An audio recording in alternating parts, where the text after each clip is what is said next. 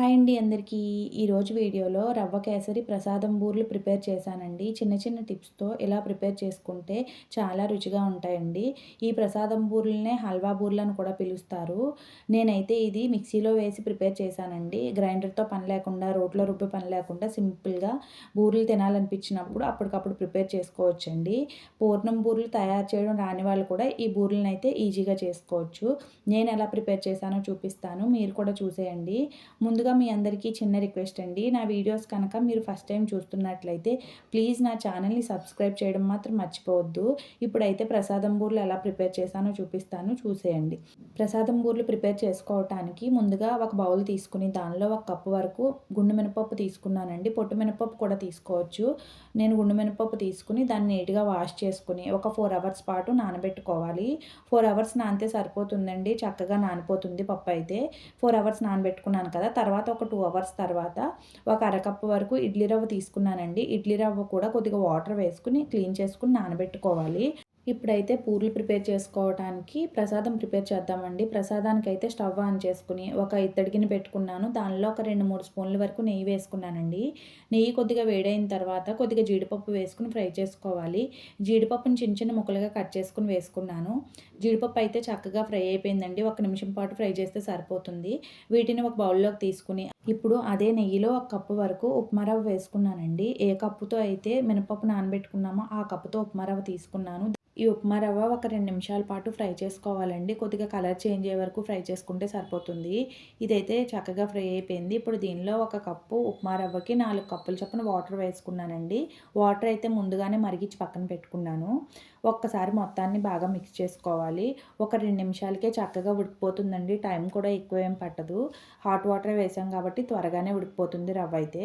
ఇదైతే చూడండి దగ్గర పడిపోయింది కదా! ఇప్పుడు దీనిలో షుగర్ వేసుకోవాలండి. నేను ఒక కప్పు ఉప్మా రవ్వకి 1 కప్పు వరకు షుగర్ తీసుకున్నాను. కావాలనుకుంటే ఒక 2, 3 స్పూన్లు ఎక్కువ కూడా వేసుకోవచ్చు. మాకైతే స్వీట్ సరిపోతుందండి. నేనైతే 1 తీసుకున్నాను. దీన్ని మొత్తాన్ని ఒకసారి బాగా మిక్స్ చేసుకోవాలి. షుగర్ వేసిన తర్వాత కొద్దిగా మనకి కేసరి అయితే పలచబడిపోతుందండి. అలా మనం సిమ్‌లో పెట్టుకొని కలుపుకొని నేనైతే ఇప్పుడు యాలకుల పొడి కూడా వేసుకున్నాను. నేను ముందుగా యాలకుల పొడి అయితే షుగర్ వేసుకొని మిక్సీ పట్టి పొడి చేసుకున్నానండి. దాన్ని 1 స్పూన్ వేసుకున్నాను. తర్వాత జీడిపప్పు వేయించి పక్కన పెట్టుకున్నాం కదా! ఆ జీడిపప్పును కూడా వేసుకోవాలండి. జీడిపప్పు వేసుకున్న తర్వాత మొత్తాన్ని ఒకసారి బాగా మిక్స్ చేసుకొని ఇప్పుడు ఒక నెయ్యి రాసిన ప్లేట్ తీసుకుని మొత్తాన్ని దానిలో వేసుకోవాలండి. అలా ప్లేట్‌లో వేసుకోవడం వల్ల త్వరగా చల్లారుతుందండి. ఒక 15 మినిట్స్ తర్వాత అదైతే చక్కగా చల్లారిపోయింది. చల్లారిపోయిందని కొద్ది కొద్దిగా తీసుకొని చిన్న చిన్న బాల్స్‌లా చుట్టుకోవాలి. మనకి ఏ సైజులో కావాలంటే ఆ సైజులో చుట్టుకోవాలండి. మనకి సేమ్ బూరెలకి ఎలా ప్రిపేర్ చేసుకుంటామో అలాగే బాల్స్ చుట్టుకొని పక్కన పెట్టుకోవాలి. చూడండి నేను ఈ సైజులో బాల్స్ అన్నీ చుట్టుకున్నానండి. ఇప్పుడైతే వీటిని పక్కన పెట్టేసుకుందాము. ఇప్పుడు పప్పు రుబ్బుకోవటానికి ఇందాక నానబెట్టుకున్న మినపప్పు ఉంది కదండీ! 4 అవర్స్ నానింది కదా! చక్కగా నానిపోయింది. దాన్ని 1కి 2 సార్లు క్లీన్ చేసుకొని ఒక మిక్సీ జార్ తీసుకొని దానిలో వేసుకోవాలి. నేను కొద్దిగా తక్కువగానే నానబెట్టుకున్నాను కాబట్టి నాకు ఒకసారితోనే అయిపోయిందండి. ఆ మిక్సీ జార్‌లో వేసుకున్న తర్వాత కొద్దిగా కూల్ వాటర్ వేసుకున్నాను. ఒక గ్లాస్ వరకు వాటర్ నేను ఫ్రీజర్‌లో పెట్టుకున్నాను. ఇది వాటర్ వేసుకున్న తర్వాత ఒక్కసారి బరగ్గా రుబ్బుకొని ఇప్పుడు దానిలో మళ్ళీ ఐస్ క్యూబ్ ముక్కలు కూడా వేసుకోవాలండి.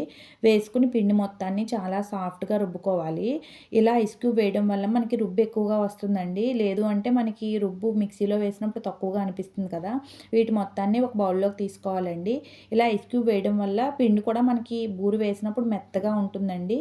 బూరె కూడా చాలా సాఫ్ట్‌గా ఉంటుంది. ఇప్పుడు దీనిలో ఒక అరకప్పు వరకు బియ్యపు పిండి వేసుకున్నాను. పొడి బియ్యపు పిండే వేసుకున్నానండి. తర్వాత ఇందాక నానబెట్టుకున్నాను కదా ఇడ్లీ రవ్వని, దాన్ని క్లీన్ చేసుకొని గట్టిగా వాటర్ లేకుండా పిండుకొని దానిలో వేసుకున్నాను. ఒక 2 స్పూన్ల వరకు బెల్లం పొడి కూడా వేసుకున్నానండి. స్వీట్ కోసం కొద్దిగా సాల్ట్ వేసుకుని పిండి మొత్తాన్ని కొద్దిగా వాటర్ వేసుకుని బెల్లం మొత్తం కరిగే వరకు ఒకసారి బాగా మిక్స్ చేసుకోవాలి. మిక్స్ చేసుకుని వీటిని పక్కన పెట్టుకుని ఇప్పుడు స్టవ్ ఆన్ చేసుకుని ఒక పాన్ పెట్టుకుని డీప్ ఫ్రైకి సరిపడా ఆయిల్ వేసుకోవాలండి. ఆయిల్ వేసుకుని ఆయిల్ కొంచెం హీట్ అయిన తర్వాత ముందుగా ప్రిపేర్ చేసి పెట్టుకున్న ప్రసాదం ఉండల్ని ఒక్కొక్కటిగా ఈ పిండిలో ముంచుకొని ఆయిల్‌లో వేసుకోవాలండి. బూరెల్లా వేసుకోవాలి. మనకి చేత్తో వేసుకోవడం రాకపోతే స్పూన్‌తో అయినా వేసుకోవచ్చు. కాకపోతే స్పూన్‌తో వేసుకున్నప్పుడు దానికి కొమ్ముల్లా వస్తాయండి. ఇలా చేత్తో వేసుకుంటే మనకి బూరె రౌండ్‌గా వస్తుంది. ఇలా మనకి ప్యాన్‌లో ఎన్నైతే పడతాయో అలా అన్నీ వేసుకోవాలి. 1 నిమిషం పాటు అవి వేగిన తర్వాత గరిటె పెట్టుకొని మొత్తం చుట్టూరు ఫ్రై చేసుకుంటే సరిపోతుందండి. చూడండి బూరెలైతే చక్కగా ఫ్రై అయిపోయి స్టవ్ సిమ్‌లో పెట్టే ఫ్రై చేసుకోవాలి. లేదు అంటే వెంటనే మాడిపోతాయి. ఇలా బూరెలు ఈ కలర్ వచ్చాక తీసుకుంటే సరిపోతుందండి. ఇదే విధంగా మళ్ళీ బూరెలు వేసుకోవాలి. మళ్ళీ పిండిలో ముంచుకొని ఒక్కసారి డిప్ చేసి ఆయిల్‌లో వేస్తే సరిపోతుందండి. ఇలాగే నేను రెండో వాయి కూడా వేసుకున్నాను. నేను తక్కువ పిండే రుబ్బుకున్నాను కాబట్టి నాకు 2, 3 వాయిల్లోనే అయిపోతుందండి. ఇలా మళ్ళీ బూరెలు వేసుకున్నాను. ఇవి కూడా ఒక్క 2 నిమిషాల పాటు స్టవ్ సిమ్‌లో పెట్టుకొని ఫ్రై చేసుకుంటే సరిపోతుంది. త్వరగానే వేగిపోతాయి. అదే శనగపప్పు పూర్ణం బూరెలు చేసినప్పుడైతే మనకి బూరి సరిగ్గా వేయకపోతే పూర్ణం బయటకొచ్చే అవకాశం ఉంటుందండి. ఈ ప్రసాదం బూరెలకి అలా కూడా ఏముండదు.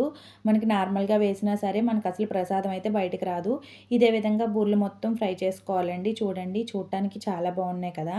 టేస్ట్ కూడా చాలా బావుంటాయండి. ఒక్కసారి తిన్నారంటే మళ్ళీ మళ్ళీ తయారు చేసుకోవాలనిపిస్తది. అంత బావుంటాయి. అసలు మనకి మిక్సీలో వేసి రుబ్బామంటే ఎవరు నమ్మరండి. మనకి గ్రైండర్‌లో వేస్తేనే మెత్తగా వస్తాయి, రుబ్బితేనే బావుంటాయి అనుకుంటారు కదా బూరెలు. కాదండి, ఇలా సింపుల్‌గా మిక్సీలో వేసి రుబ్బుకున్నా సరే ఇలా ఐస్ క్యూబ్స్ వేసి రుబ్బండి చాలా వస్తాయి. వీడియో నచ్చితే ఛానల్‌ని సబ్స్క్రైబ్ చేసి ఈ వీడియోకి ఒక లైక్ చేయండి.